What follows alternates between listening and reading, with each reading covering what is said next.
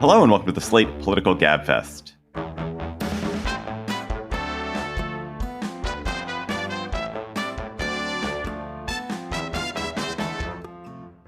July 27th, 2023, the Can Israel Survive as a Democracy edition. I am David Plotz of CityCast. I'm in Washington, D.C. I'm joined by, of course, Emily Bazelon of the New York Times Magazine and Yale University Law School from New Haven. Hello, Emily. Hey, David. Hey, John. Hey. And that's John Dickerson of CBS Prime Time in New York City, just off the set of CBS This Morning, which he's hosting this week. Hi to you both. Was there hot stuff in CBS This Morning this week?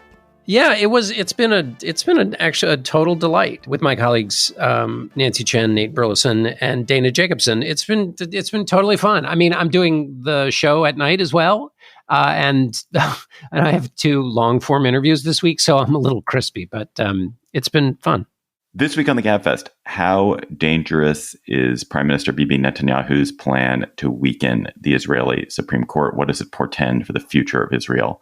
Then, should elite colleges get rid of legacy admissions? And then, what is going on in the Hunter Biden case? Plus, of course, we'll have cocktail chatter. Hey there, Gabfest listeners. Before we get started, I want to let you know about a story coming up a little later in the show. It's from our partners at Macy's. For the last 19 years, Macy's has partnered with Reading is Fundamental, the nation's largest children's literacy nonprofit, providing 15 million free books to kids across the country. From July 1st to 31st, you can support Reading is Fundamental by rounding up your Macy's in-store purchase or donating online. Stick around to hear from Ingrid, an elementary school principal, and find out how Reading is Fundamental has impacted the students in her school and greater community. Israel's parliament, the Knesset, by a vote of 64-0, because the 56 in the minority walked out, approved the most contentious change to its laws in decades. They passed a law that would bar Israel's Supreme Court from using reasonableness as a standard to overturn legislation. While superficially it's a pretty small change, it's perceived by a lot of Israelis, especially those who are more skeptical of Prime Minister Netanyahu, as a wedge in the door of undermining checks and balances in Israel, of setting the country up for a form of majority rule that will put it on a path to becoming a theocratic, hyper-nationalist, authoritarian Jewish state. So, Emily, what did the Knesset do, and why was this pretty small change on its surface so contentious?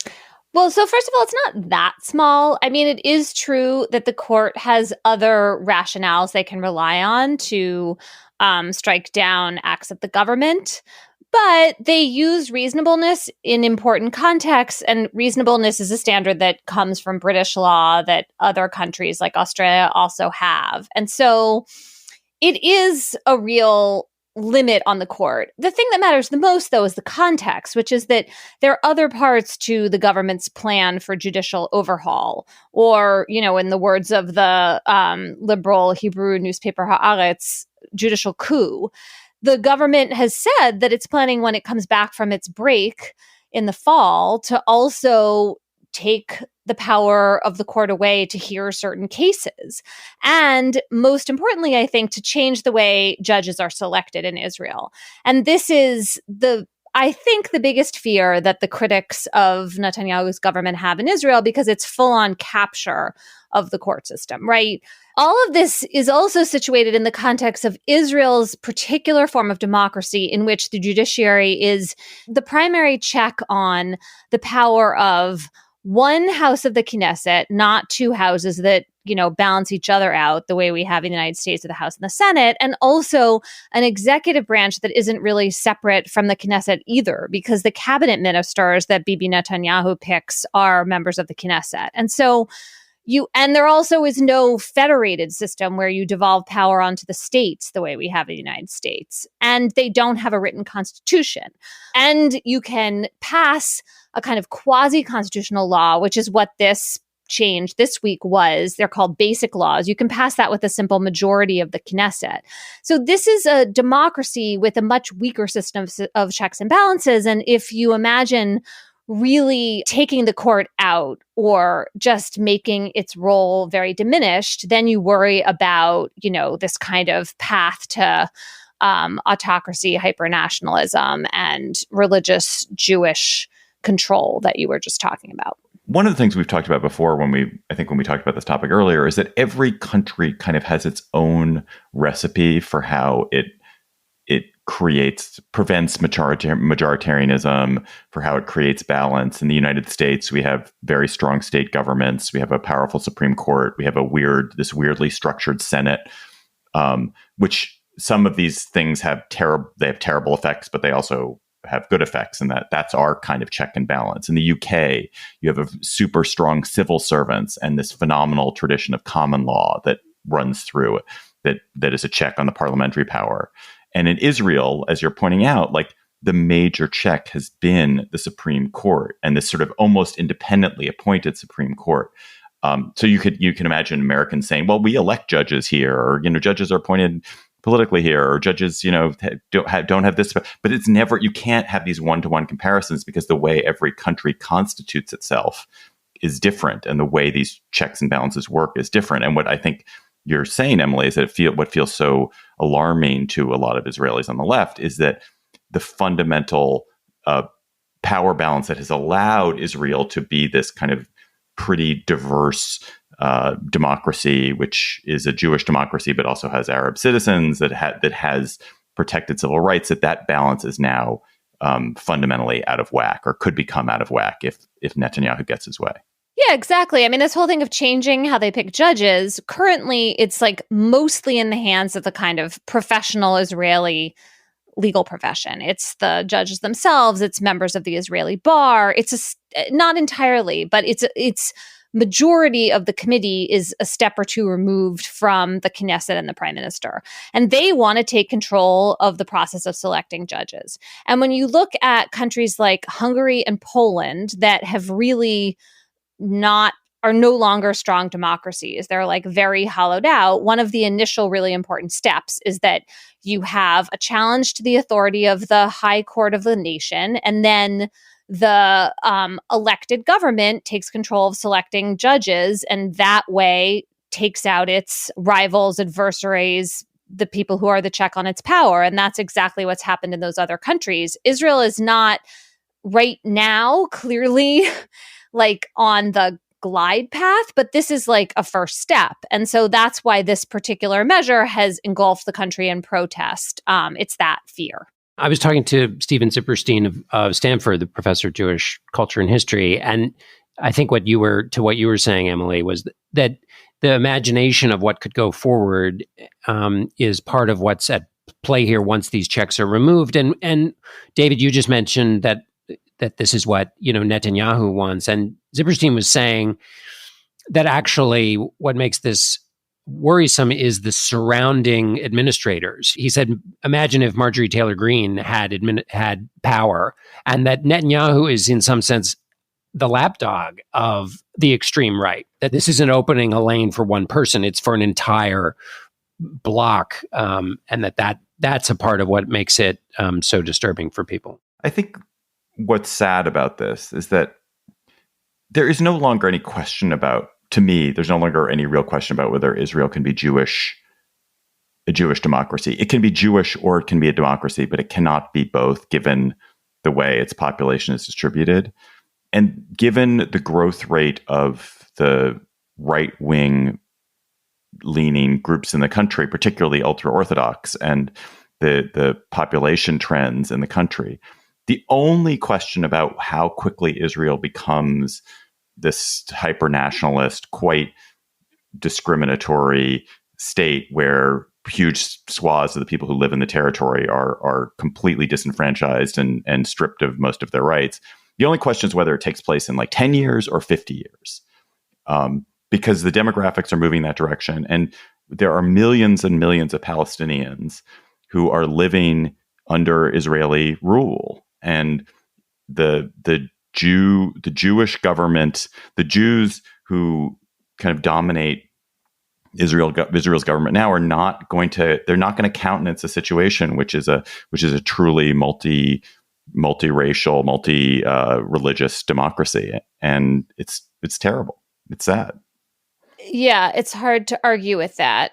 Right. And I think for a lot of Palestinians, they feel like this is kind of a sideshow, right? Like the obvious huge issues to them are the ones that you're talking about. And this is a fight mostly, not entirely, but mostly among Israeli Jews. And it feels like a kind of short-term, a big fight, but a more short-term one that isn't necessarily really going to change any of those dynamics that you were talking about. At the same time, in the short to medium term, it's really important. Another thing I think about a lot is like just how much the folly and cynicism of Bibi Netanyahu is responsible for what's happening. I mean, I really wonder like how many Jewish leaders have been this terrible for the Jewish people, at least in my view. Like, I don't know, King Herod? I mean, Israel hasn't been there that long. There haven't been that many opportunities to screw it up this badly. And it just does seem that Netanyahu is willing to do anything to stay in power. And that's like feeding into what we're seeing here.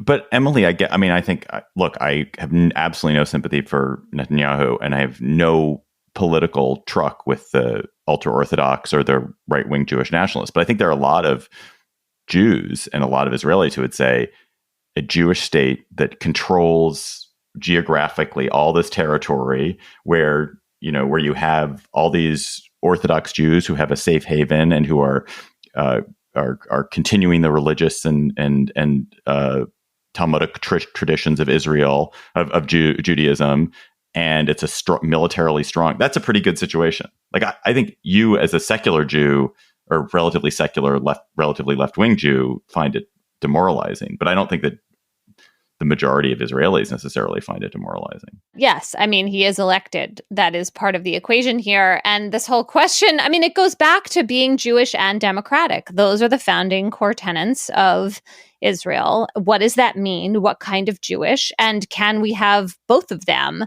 in light of the shifting demographics? And the answer to the democratic part is, as you were saying, no, unless there's some kind of power sharing, whether it's like a confederated system that is one state or whether it's two states. But there has to be much more real. I mean, there is so little real political power for Palestinians right now, and it only seems to be diminishing. I mean, the overwhelming or a strong majority of Jews who live in Israel support the policies of Netanyahu. Well, they don't support this judicial set of changes, though, right? I mean, it is important. And maybe, again, this is like we're just swimming in this particular lane. But the protests have been in both religious and secular parts of the country.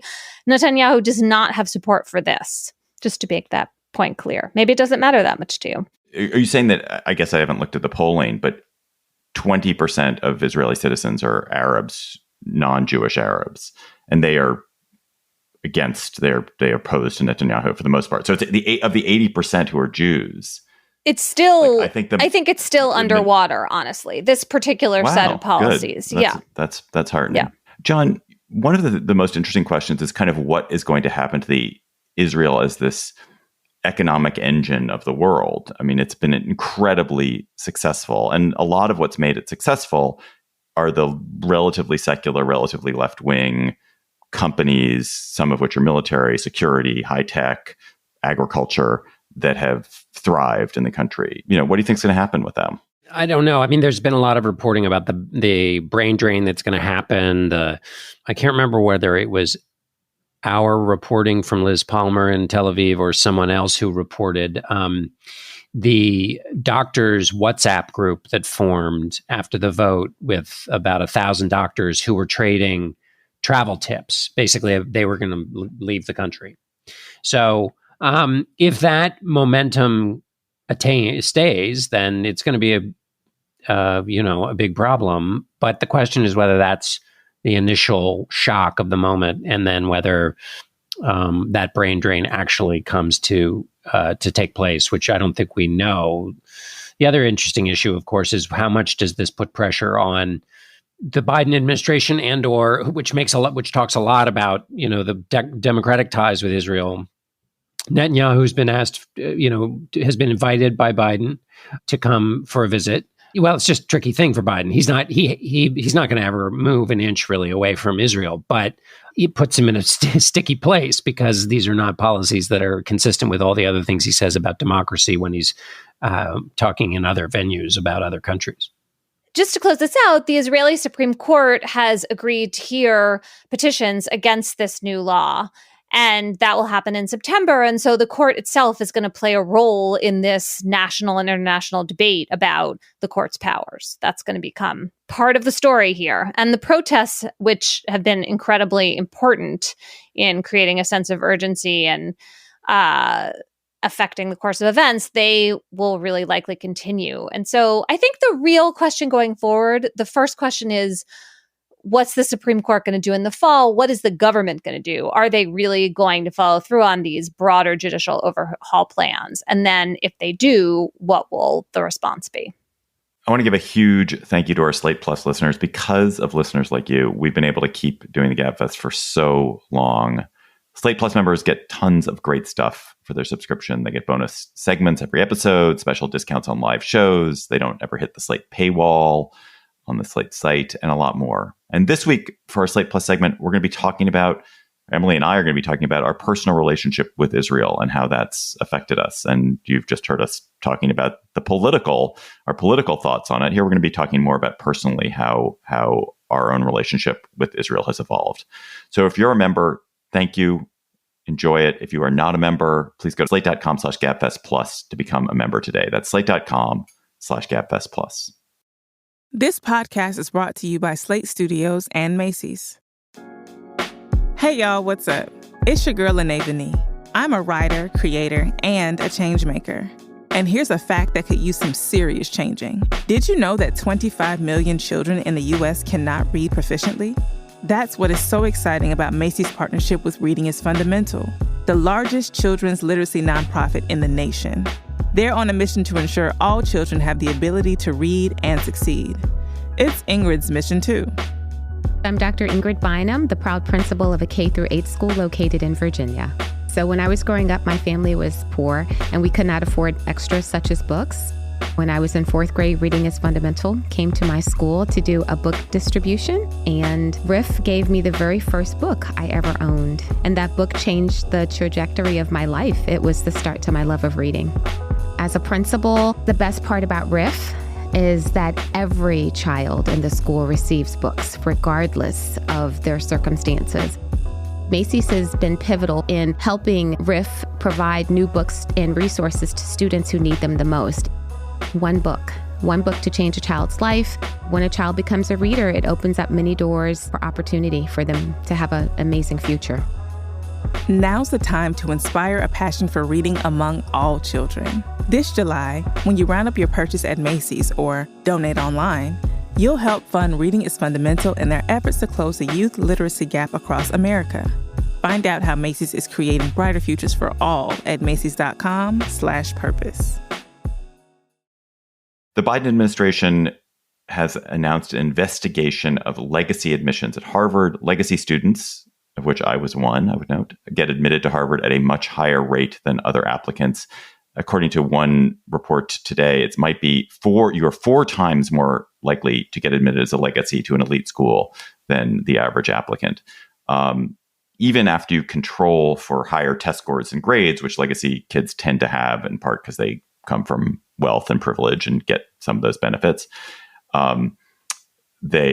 legacy students are over admitted at a higher rate. And legacy students at Harvard tend to be relatively white. They're about 70% white, which is a much higher rate than the overall undergraduate population. So the implication from the Biden administration investigation, which was spurred by some groups concerned with this racial disparity among legacy admits, is that this is a way of reinforcing, of weakening admission for Black and brown students at the benefit of white students. And that's a problem that the Civil Rights Division should investigate. And this, of course, comes shortly after the Supreme Court's decision to bar universities from using race-based affirmative actions to guide admissions decisions.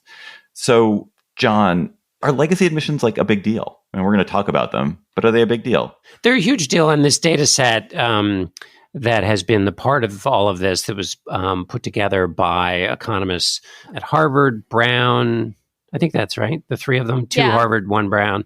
The group is called Opportunity Insights. Yes, exactly. Opportunity Insights at Brown, which is run by Raj Chetty. I mean, it's basically there's affirmative action for white rich people.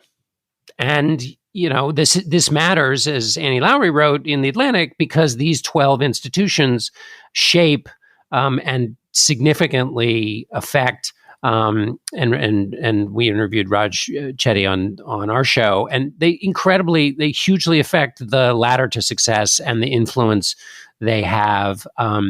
That a small number of the graduates from these schools have a massive impact on the gateways to positions of influence in America, and it's reinforcing so that these are influential graduates, and then they have kids, and then that elite influential set of kids go to the elite institutions, and it perpetrates just this kind of rarefied crust of the upper crust of America. Right. That it's not necessarily that going to an elite institution gives you such an advantage if you're going to become a doctor, an everyday doctor. Like you can go to any university, get a good degree, go to a good med school, become a successful doctor, make a good living. It's at the sort of elitist of the elites, at the very top of things.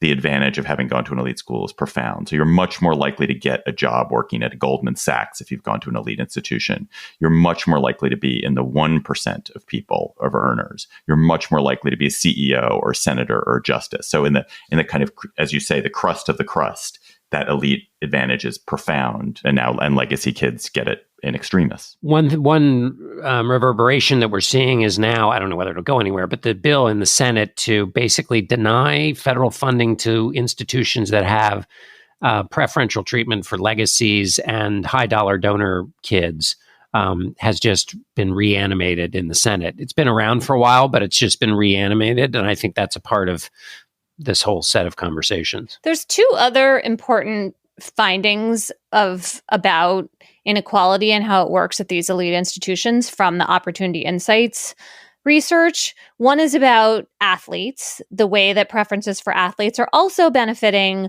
mostly white and affluent kids, because it turns out that aside from football and basketball, all the other sports are dominated by affluent kids right now because you have to pay for and go to these like expensive travel programs. And so it's not just like fencing and squash, it's soccer. That I actually was like new to me. And the second thing is what David Leonhardt, my colleague at the Times, calls private school polish. And so the idea here is that the winners are the kids who go to the super elite private high schools, not Catholic schools, by the way, but like the Daltons of the world, because they get really great recommendation letters from their teachers and their guidance counselors make phone calls for them. And basically the sort of old-fashioned prep school feeder system is still very much alive and well. And yes, low-income kids also get a preference, but it's not as great. And the losers in this part of the equation are like the affluent public school kids, because at those mostly suburban high schools, the guidance counselors aren't as like tapped in. So that's another sort of element of unfairness in all of this. And then, of course, David, as you mentioned, we have the Supreme Court overturning race-based affirmative action. And so this is a moment of like real potential change in university admissions. And I think I don't know what's going to happen next. I feel like what should happen is that these elite schools should all join hands and end legacy preferences at the same time. Also stop recruiting athletes, maybe with the exception of football and basketball. That would be fine with me because those are the sports that people actually go and watch at the schools. I guess for Title IX reasons, you also have to come up with some sports for women that you would hang on to and like, fine, good. You'd have to do that because part of what you're doing here is killing your flow of money the reason you let in the elite, and that's why you need the sports at least is to replace that. I don't think that's true. I have been told, maybe you're right, but I have been told that a lot of the money that comes to these schools from athlete graduates goes to athletics. It does not go to the rest of the school, but maybe you meant something else. No. I meant if you aren't allowing the kids of the rich graduates to come, the rich graduates won't be writing checks to your university. And so if they're not writing them, you need to have your sports programs because the sports programs bring in a lot of money to the schools. And you're going to need money because because part of the move to equality here will probably mean lower donations. Yeah, I mean, look, this whole thing, the schools defend legacy preferences in part because of exactly what you're talking about. I mean, they also talk about like loyalty and, building relationships over time, but there is a financial transaction part of it. I am unmoved by this. These are extremely wealthy institutions, and they need to figure out a way to deal with this. And I guess in my reporting over the years, what I've been struck by is the number of reasons the universities have come up with not to change, because the status quo has been very comfortable for them and has allowed them to cater to alumni and to be elitist. And they claim to be these kind of liberal bastions of opportunity, but really they have not functioned that way in our society. And now like this very clear mirror is being held up to them. And I just don't see how they lose race-based affirmative action without addressing some of these other drivers of unfairness. Because just imagine, like, if you don't change anything, what's going to happen is that your percentage of Black and Hispanic students is going to come down. And then your percentage of Asian and white students is going to go up. And you're also going to keep admitting all these rich people at rates that are not really justified simply by their achievements. Like, I would like to think that would be unsustainable for these schools. I mean, we'll see. Can I look at this from a different direction, which is, look, I went to Harvard. I have a child that went to Yale. So I am not somebody who's like, oh, these institutions don't mean anything. They're screw them. I mean, I understand. Oh my God. Wait a minute. That was David Plotz doing a voice. You don't do voices much. I've like never heard you do that voice. I kind of liked it. That was like doofus voice by David Plotz. Did you learn that at Harvard? Go on. He was imitating a University of Virginia graduate. I know that since you haven't left New Haven in the last 27 years, Emily, you I've never heard anyone talk like that before. I don't know what that is. No, sorry, we don't talk that way in the confines of Yale Law School. Yes, I do think legacy admissions is it's a baleful, it's a problem, it's a bummer, it's bad. I think the influence that elite colleges have is bad, but I also think that maybe we would make a lot of difference if those of us who are in positions where we're hiring, where we're running institutions, where we're making decisions, just made a conscious effort to pay a ton less attention to those elite institutions. And elite credentials, you mean? And elite credentials. Mm-hmm. Yeah, elite credentials. I really try very, very hard to not find out what college any of the people applying for jobs with me went to. I just don't think it's an interesting fact. I don't know. Like you could ask me, like, where did my top 5 colleagues at CityCast go to college? I am not sure where any of them went to college. I could probably like pull it out of my ass if I had to, but I just don't even know. And it's a willful effort. It is a willful effort to say, like, let's not look at this network. Let's not post our job over at the Harvard bulletin board. Let us just like try to find people to do the work who come from elsewhere. And I know it's not going to, these elite institutions are as a shorthand. The elite institutions feed into networks, and those networks then feed good applicants to you. And they are good applicants. It's really nice, but it is as much on us to not heed them and to not care about them as it is on them to change, because their strong interest is not to allow this to happen. Their strong interest is to make themselves as rich and as powerful and as continuing to reinforce their elite power as possible. So in a way, to ask them to deal with this problem is a mistake. It's like it has to be us that deals with it. I mean, I think that is a great point. I don't think it's enough.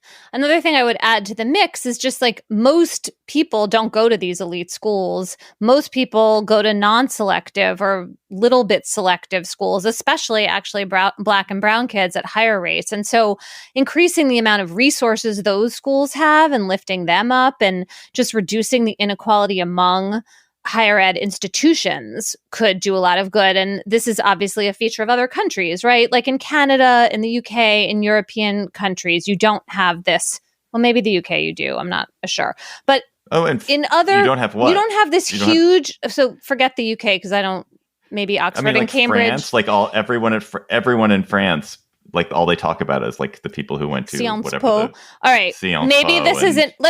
I'm going to stick to Canada because I feel like it is true about Canada that the disparities are not as great. That you have these, or Germany, like you have big public universities. It doesn't carry the same kind of hugely elite valence. Like you have a higher ed system that is itself more evenly distributed. What do we make? And I think I know the answer to this, but at least the Times piece I read said that the public flagship universities, University of Texas, University of Virginia, the applicants with high income parents were no more likely to get admitted than low income applicants with comparable scores. Do states fix this? Because basically they've got legislatures watching and they would never, like they have a strong inclination to spread out, admission across a state. And therefore that irons out some of these problems. Yeah, that has been true in some states. So there are 9 states, I believe, that have banned race-based affirmative action. Part of what happened in the fallout from when they did that was that some of them also banned legacy admissions. That's true, like in Georgia, I think, and I think it's true in the University of California system as well. And then another thing they did was to start what are called like these top 10% or top percent plans, where they take the top X percent of every high school in the state. And those kids are being chosen by grades. And they are necessarily racially and economically diverse because of housing and school segregation, right? And so that's a way that you actually create some socioeconomic and racial diversity, even though the reason for it is like a bad one, that we are a segregated society. But you use that weakness in high school education as like a strength for diversity in the university setting. And, the national elite schools have traditionally said like, well, we can't do that because like we're not a state. We can't just take certain percentage from every high school in the country. These are like creative people who should be highly motivated, despite David's earlier argument, to do something better. Like they're really on the hook right now. And so they should all hold hands and come up with a fairer system without violating antitrust law, because anything they do collectively could be accused of that. Yes, that is a problem.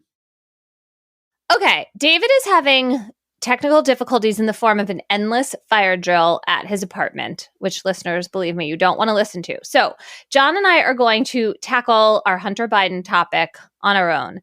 John, Hunter Biden was supposed to plead guilty. This case was supposed to wrap up neatly and go away for a little while. And it seemed in court on Wednesday that the plea agreement could blow up entirely. What is happening? What the hell, basically?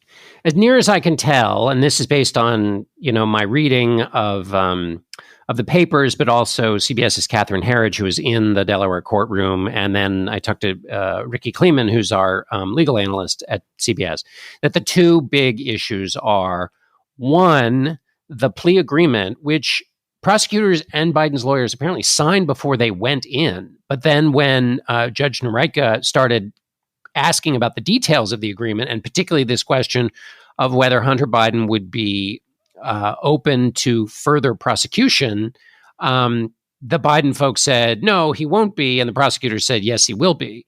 So this matters for two reasons. One, prosecutors have said that they are still investigating these allegations about corruption with respect to Hunter Biden's relationships with Ukrainian and Chinese entities, and also at some possible tangential level, the involvement of the current sitting president. One has to be super careful between the unsubstantiated rumors peddled by some opponents of the president and what the actual prosecutors may or may not be investigating. Those are obviously quite different. But the point is, there is something there that investigators are looking at, and there was a disagreement about whether Hunter is on the hook for whatever they may find. The second question is Hunter Biden potentially on the hook for something a future Trump prosecutor might find related to these issues? And that if Donald Trump were to be elected again and then assign somebody to this case. And so that's a problem. The second issue, as I understand it, is that the judge looked at this diversion agreement, which is essentially he would admit to getting a gun by giving false information about his drug habit, that he would admit to that, but he wouldn't be punished if he basically stayed clean for 2 years. As I understand it, the judge said that kind of diversion agreement is normally looked over or maintained, or you check in with the prosecutors, and that this agreement had the judge essentially watching over this diversion agreement to see if it was being lived up to. And the judge said, is that constitutional? That's not a role I'm supposed to play, and had some questions about that. That seems to me to be kind of more technical. And the first set of issues seem to be sort of a fatal flaw, to which I ask you, Emily, this question, which is, wouldn't total agreement on the terms of the deal be kind of like the first thing you have to figure out before you go in before the judge? And isn't it crazy that they didn't have this all sorted out? Yeah, I don't understand that part of it. I mean, when we were talking about this story a month ago or whenever that was, and it was clear then that the U.S. attorney investigating Biden was saying, we're still investigating, I thought, like, well, wait a second, then what's the benefit of the plea deal to Hunter Biden? Because the one thing you really want from your plea deal is like, it's done, it's over, it's wrapped up, I go on with my life. Now, obviously, if there's a whole new set of offenses that either prosecutors don't know about when they sign the plea deal, or that you haven't even committed yet, like the plea deal doesn't get you off the hook for those. But we're not in that territory. Like, there's lots of information going on between these parties about what is being investigated and not. So I always wondered about that vulnerability in this plea deal. And in that sense, I guess maybe it's not so surprising that it blew up this week, except that, like you said, you'd think they would have had all this buttoned up already. Here's what Ricky Kleeman said, that I'm going to extrapolate from something she said, because I said to her, okay, well, so what happens now if Hunter Biden's future liability is something that they can't guarantee? If they can't guarantee Hunter Biden that he's off the hook in the future, then they're not going to have an agreement. And she said, well, basically everybody wants a deal. Not only does Hunter Biden want a deal to be done, but she said the prosecutors probably don't really want to bring this case in Delaware for the favorite son of the sitting, at the moment, president. And so there may not be a real winner of a case here for prosecutors. So they may be getting the most they can get. And what that triggered in my mind was maybe because both sides wanted to get to yes, they each had a reason to kind of not press too hard on this question. Basically, I mean, the prosecutors who you might think would want to get this, be super clear about this, well, you just kind of leave it vague, and then you fight another day over whether the previous immunity deal, truly, I guess, would it indemnify? Would that be the word I want? Protected Grant Biden from future. Too. Yeah. Yeah. That you would just sort of bake into any future case, if you had to bring one, the fight over whether the previous deal meant Hunter was clear, and that they each had different interests to kind of ignore this fact. This is not what Ricky said. It's what I extrapolated from her, with what seemed to me a sensible point about why both sides would want a case to be basically wrapped up. Yeah, that makes sense. And then it's like the judge poked at it, right? And then everybody had to really look at what these words actually meant. And then it turned out they meant different things to the two parties. And now they have to go back and have to face up to this. One of the things I was wondering, Emily, is whether you think that if the judge basically kicks the tires, and everybody in the coverage of this mentions that she was a Trump appointee, although we should also mention that she was a Trump appointee put forward, or at least supported by the two Democratic senators from Delaware. But if the judge goes through all this and says, I want to make sure this is all square, what I wonder is whether that makes it actually a stronger deal than if she had just rubber stamped it. And therefore, as people are looking at this, as certainly Republicans have talked about this deal as being representative of two different kinds of justices, whether if, in fact, the prosecutors can get her the answer she wants, she ends up making it seem like a more stable plea deal than it would have been had she just rubber stamped it. Maybe. I guess I have two reasons to be skeptical about that. One is that I'm not sure there's anything that could happen in this courtroom that would prevent the sort of right-wing conspiracy he's being treated specially from continuing, because it's just such useful political ammunition. It's like popcorn for the Republicans who are going in this direction. So there's that. The other thing is if they end up coming out with a hammered out agreement that more clearly protects Hunter Biden from future prosecution, then the people who see corruption here are going to say, see, I told you so. True enough. That's right. They'll say, had we not made so much noise, and, they'll claim to have influenced this process. And, thank goodness we made so much noise because we influenced the process, and see, look what it found. Yeah, that's wise. Can I ask you the, what do the lawyers go off and do now question? They go off and talk to each other, I think, right? I mean, there's the sort of performance of being in open court when you can be more full of bluster. And then there's like, okay, let's roll up our sleeves and figure out what we can agree to. And if you're right, and it makes sense that it's in both parties' interest to settle, then they're going to come up with a settlement. But it does seem like there is this fly in the ointment about this ongoing investigation. And I just don't have any insight into how attached to that possibility the prosecutors are, what is really there that is actually wheat and not like rumor mongering chaff, as you were talking about before. But if they have facts they're still developing, they're going to be loath to give those up entirely. Right.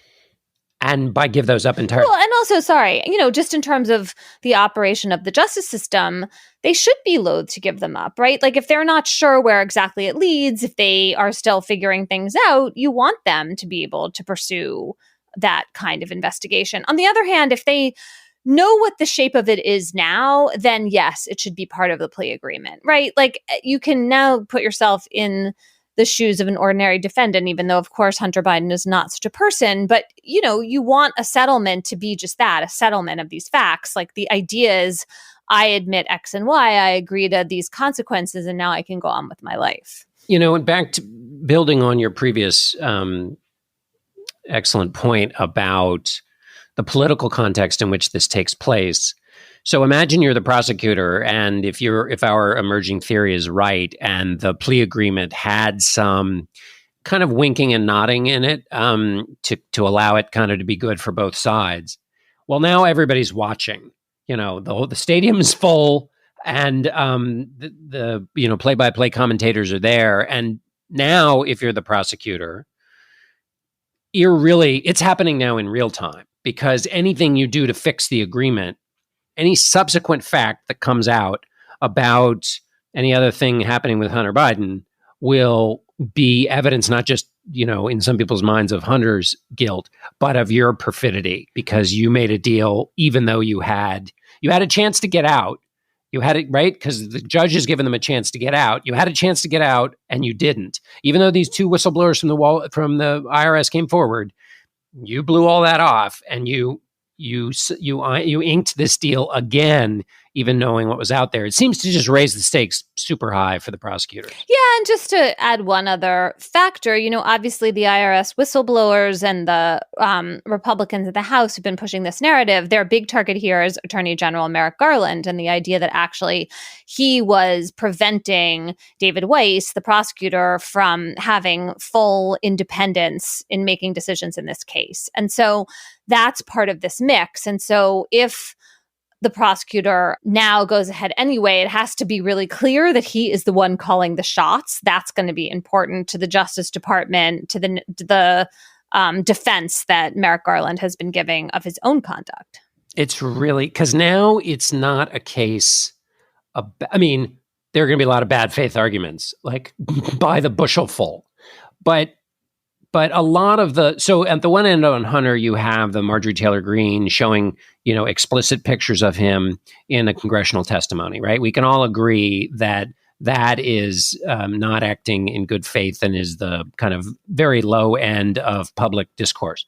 But on the other hand, the influence of the Attorney General on a case involving the president is certainly worthy to have a big, large, open conversation about. And you could imagine people spending a lot of time in that category, and those are all sort of legitimate questions, whereas a lot of the Hunter Biden mishigas has sort of spent the time in the prurient category. I just wonder whether this allows for more discourse because it's now a legal question and a conflict of interest question and a political influence question in a way that's more kind of sanitized than when it was just the purview of the kind of Marjorie Taylor Greene section. Yeah. I mean, clearly, the more that we all talk about Hunter Biden, the worse for Joe Biden and the Democrats. Yeah, I wonder. I mean, so yes, obviously, especially if it's about whether the Justice Department cooked the books for him or the IRS did, or obviously whether the president knew of his son. I mean, clearly Hunter Biden used his father's position to buckrake, as the children of presidents have done, both in and out of office. And obviously former President Trump's kids and son-in-law did well as a result of his position. But if the closer it becomes tied to the actual president, that's bad. On the other hand, if it's all just the son, there's kind of the reverse of what I was saying earlier, which is people might just say, you're saying there are issues of conflict of interest here and all that, but really this is the president's son and his behavior, and that's kind of in a box over here. So I'm not going to listen. I'm not saying that's going to happen. I'm saying it's a potential possibility that the more they hear a bunch of Hunter stuff, but they've already decided, I don't want to look at pictures of him with no clothes on, and that's the box I'm putting all this stuff in, sort of regardless of what's actually being debated. Perhaps. All right, let's wrap up and let David back in. Let's go to cocktail chatter when you are having a really cold, frosty one in this heat wave. John, what are you going to be chattering about? My chatter is about an extraordinary rescue mission going on in the middle of the Red Sea. The only thing keeping about 1 million barrels of oil, the thin membrane separating 1 million barrels of oil from getting dumped into the Red Sea, is the creaky, rusting hull of an old ship. And this old ship sits off of the coast of Yemen, a casualty of the civil war there. And all of this oil has been a ticking time bomb on this ship. And so the UN started a rescue mission a couple of days ago. It's going to take 20 days, where they basically roll up a ship. And you do roll ships. I think that all the seamen and sea women out there will back me up on that. The ship came alongside and is now basically siphoning off the oil from inside the creaky old disaster. But the problem is this is super tricky, because if you take the oil out too fast, it can destabilize what's in there, causing the hull to spasm or whatever and bust open and then disgorge all of this oil out into the Red Sea. And the reason that would be awful is not only would it cost $20 billion to clean up, but it might very well block the ports into Yemen, which deliver 17 million people humanitarian aid, as well as just, I think, also food and so forth. And obviously, if you don't do it fast enough, this siphoning off of the oil, there's a chance that the ship just breaks apart because it's so old and creaky, and the UN is worried that it's going to bust open and befoul the water anyway. So it's just this very super tricky thing going on, and may they be successful. Emily, what's your chatter? So I realized the last thing the world needs is more commentary about the movie Barbie. And yet, I cannot resist, because I have a single point to make about it that I have not seen endlessly repeated elsewhere. Although now that I say that, I realize that our listeners who are into Barbie will probably find 10 examples. But I had many love-hate moments with this movie. Here's one that I want to highlight. Hold on. Is this a spoiler? And if so, do we need to let people know? I don't think so. Well, just people, if you are in a state of pre-Barbie fibrillation, you may want to come to a conclusion before you listen to what Emily has to say. So true. Okay. If this counts as a spoiler, I apologize, and you should stop listening if you don't want to know anything. It's not a plot spoiler. So the kid in this movie starts off great. She's like this cynical, sassy teenager. She's wearing, I think, painter's pants. She's like not into the whole Barbie dress up scene. Loved her. Then she's wearing like a fancy pink dress, and she kind of stops talking and becomes like this much more passive kind of princess looking girl. And I know that that happens when she's in Barbie land, but it was super disappointing to me that she couldn't hang on to her like rebel teenage girl thing. On the other hand, there was another development later in the movie involving her character and her mother, which I quite appreciated. I won't spell it out for all of you who haven't seen Barbie yet. But anyway, I just wonder what other folks, other feminists out there made of this teenager portrayal, and if anyone shared my sense of affection for her initially, but then some sense of disappointment. She also just basically stops being a character at all later in the movie. My chatter is, I'm maybe the last person to this, but my girlfriend and I have been watching the show Jury Duty on Amazon Prime. Do you all know about the show? It's this effort to, so it's holds itself forth as it's going to be inside a jury room in a civil case in California, but everyone except one person on the jury is an actor. And there's this one extremely lovely young man who is not an actor, who just thinks he's doing his duty being on the jury. And then this kind of chaotic, crazy trial unfolds around him. And it is so funny. It is so funny. I'm getting so much pleasure from this thing. I can't even express it. I don't even want to know. I mean, like, I'm sure I'm going to find out that there's some terrible darkness in this, and I shouldn't love it as much as I do, but I absolutely love it. So if you're looking for something that is hilarious and delightful, I strongly suggest Jury Duty on Amazon Prime to you. Have you seen it, John? I haven't. Anne was on a jury recently, and all the people on the jury were talking about it. But I haven't seen it. Listeners, you also have chatters. You keep them coming. You sent us a whole raft of them in the last couple of weeks. Please keep emailing them to us at gabfest@slate.com, tweeting them to us at @SlateGabfest. And listener chatter this week comes from Susan Bates. Hi, Gabfest. This is Susan Bates from Tennants Harbor, Maine.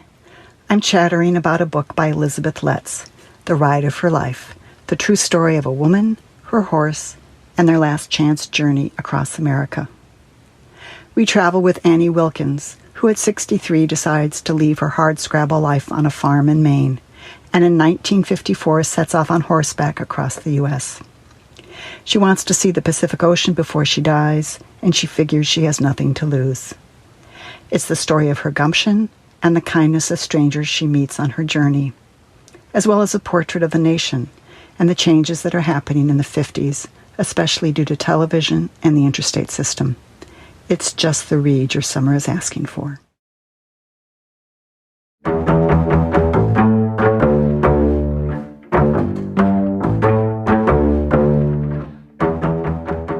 That's it for our show today. The Gabfest is produced by Shana Roth. Our researcher is Julie Hugan. Our theme music is by They Might Be Giants. Ben Richmond is Senior Director for Podcast Operations. Alicia Montgomery is the VP of Audio of Slate. Please follow us on Twitter at @SlateGabfest. Can't even say follow us on Twitter anymore, can you? Follow us on X at @SlateGabfest. Tweet chatter to us there. Email chatter to us at gabfest@slate.com. For Emily Bazelon and John Dickerson, I'm David Plotz. Thanks for listening. We'll talk to you next week.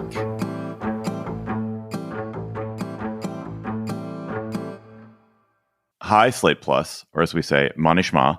What's up? What's up, Slate Plus? How are you? Emily and I are here. We just had a conversation about the political situation in Israel and the geopolitical situation between Israel and the United States. But we wanted to talk a bit about our own personal relationship to Israel, because I think both of us are Jews. We are both Americans. We both have connections to Israel that are deeper than superficial. And I find, I don't want to speak for you, Emily, but I find it very hard as an American Jew to speak about Israel, because obviously I have so many personal connections to people there. I've spent a lot of time in Israel. I do think of it, I actually don't think of it this way, but I know that lots of people think of it as a haven if they wanted to move. But of course, being Jewish and being an American Jew is not synonymous with being Israeli.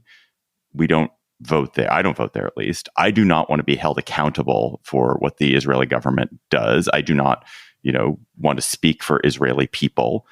I don't want to take credit for anything good that Israel does in the world. I don't want to take the blame for the bad things and I don't like the way that the special relationship between America and Israel, mediated through American Jews, has been used both to unfairly criticize Israel and to unfairly excuse Israel. So that's I just want to set up my premises here. Well, I very much agree with the last thing you said about the special relationship between America and Israel being a problem in both directions. I think I have a somewhat different personal history from you on this. So when I was growing up, I was a huge Zionist in the sense that I read a lot of Holocaust literature. I read a lot of very romantic, wonderful books about Israel. I feel like we've talked about Leon Uris on this show, but one should not discount the influence of Exodus and Mila 18 and various rather overwrought, sentimental, but rich historical novels on me when I was growing up. And I went to Israel with my grandparents when I was 11 on this wonderful trip. I made lifelong friends there. I learned Hebrew. When I was in high school, I worked on a kibbutz. I learned more Hebrew in college. I went back to Israel to spend a summer to do research, wrote my senior essay about proto-feminists in Israel, and then spent a year in Israel after college and thought about moving there.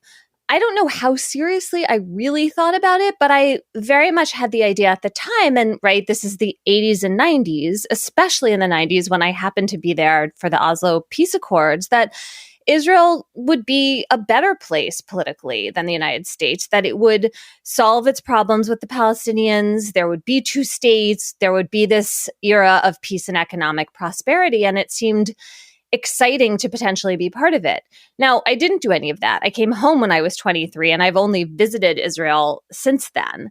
But what has been extraordinarily painful and upsetting to me is how much the society has gone in the other direction. The government. I mean, I also have close friends there. There are people I love, as much as I love anyone in the world. And when I have gone in recent years, I have felt at home, in Tel Aviv and Haifa, in the parts of Israel that still feel secular and vibrant. But Jerusalem, where I lived, has really changed. It's much more religious, and mostly the right-wing turn of the government and the way in which a lot of Israelis have become more right-wing and have just lost faith in a two-state solution, and the way in which the demographics have a kind of stranglehold right now, I find just extraordinarily dismaying. And so while I did think of Israel as a haven growing up, I kind of don't know what to think now, and it is very hard to talk about. That was just a snippet from our Slate Plus conversation. If you want to hear the whole conversation, go to slate.com/Gabfest Plus to become a member today. Macy's is committed to creating brighter futures for all. Throughout June, join Macy's in celebrating Pride Month by supporting the Trevor Project, whose mission is to provide life-saving suicide prevention services for LGBTQ young people. Just round up your next in-store purchase or donate online to the Trevor Project. Shop LGBTQ-owned brands and learn more by telling your smart speaker to open Macy's now.